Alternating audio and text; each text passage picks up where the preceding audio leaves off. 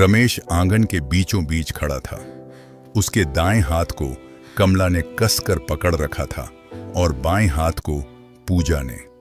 दोनों की आंखों में आंसू थे, लेकिन दोनों की बातें अलग थीं। कमला बार बार कह रही थी, रमेश, अब और चुप मत रहो। आज सबके सामने सच बता दो। अगर आज सच नहीं बताया गया तो मेरी पूरी जिंदगी बर्बाद हो जाएगी। गांव के लोग चारों तरफ खड़े तमाशा देख रहे थे। किसी को समझ नहीं आ रहा था। अरे, एक आदमी की दो पत्नियां, ये कैसे हो सकता है? और दोनों एक साथ उसका हाथ पकड़कर क्यों खड़ी हैं? पहले तुम दोनों मेरा हाथ छोड़ दो, मेरा गला सूख रहा है, फिर मैं सब सच बता दूंगा। तभी उसने गहरी सांस ली और उसकी आंखों के सामने 5 साल पुरानी बातें घूमने लगी।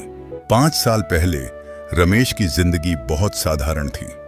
सुबह सूरज निकलने से पहले वह खेतों की तरफ चला जाता, दिन भर मेहनत करता और शाम को मुस्कुराता हुआ घर लौटता। घर के दरवाजे पर उसका छोटा बेटा दौड़ता हुआ आता और उससे लिपट जाता। कमला रसोई से आवाज लगाती, पहले हाथ मुंह धो लो, फिर खाना तैयार है। उस छोटे से घर में दौलत नहीं थी, लेकिन सुकून बहुत था।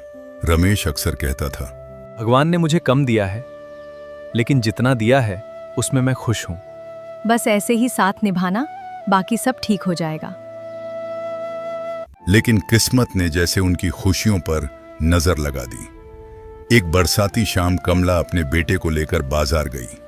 लौटते समय तेज रफ्तार ट्रक ने उनकी गाड़ी को टक्कर मार दी। जब रमेश अस्पताल पहुंचा तो डॉक्टरों ने उसकी तरफ देखकर सिर झुका लिया। उसका बेटा हमेशा के लिए जा चुका था। कमला बच गई, लेकिन उसके दिल का एक हिस्सा उसी दिन मर गया। घर लौटने के बाद उसने बोलना लगभग छोड़ दिया। खिलखिलाने वाली औरत चुप रहने लगी। त्योहार आए, रिश्तेदार आए, समझाने वाले आए, लेकिन उसके चेहरे पर मुस्कान वापस नहीं आई। रमेश बाहर से मजबूत दिखता था, मगर रात में अक्सर चुपके से बेटे की पुरानी शर्ट सीने से लगाकर रोता था।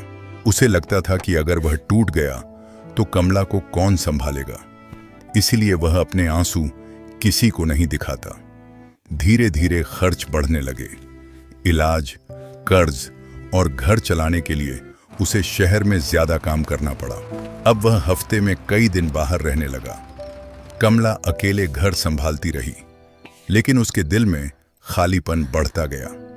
इसी दौरान शहर में रमेश की मुलाकात पूजा से हुई। पूजा एक सीधी सादी